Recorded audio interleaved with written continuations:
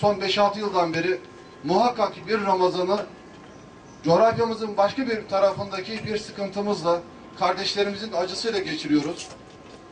Son yıllarda Gazze'ydi, Somali'ydi, Pakistan'dı, Doğu Türkistan'dı, Arakan'dı, Suriye ve en son Mısır olarak her Ramazan'da bir coğrafyamızda yüreğimizin bir kısmını bırakarak acılı ve hüzünlü bir Ramazan geçiriyoruz.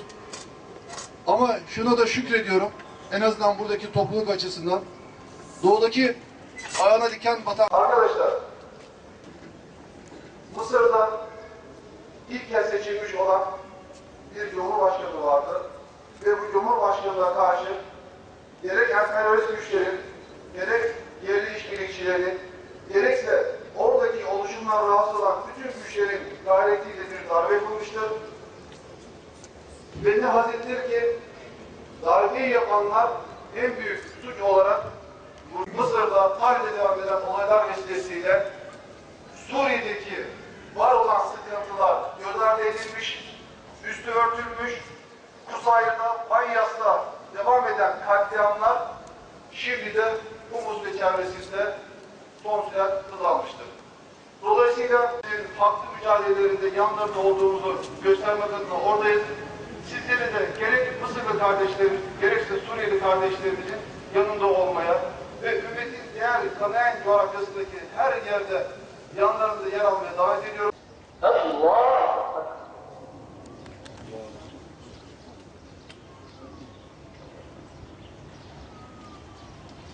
Allahu Ekber!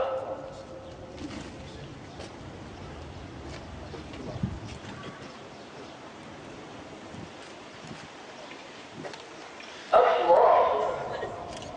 Ve rahmetullah! Esselamu aleyküm ve rahmetullah! Amin. Allahümme Rabbena. Ya Rabbena tekabbal minna inneke entes-semî'ul alîm. Ve tub aleyna ya Mevlana inneke entet-tevvâbur rahîm.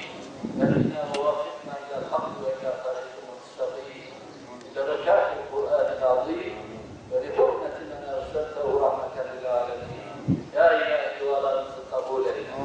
Niyazlarımızı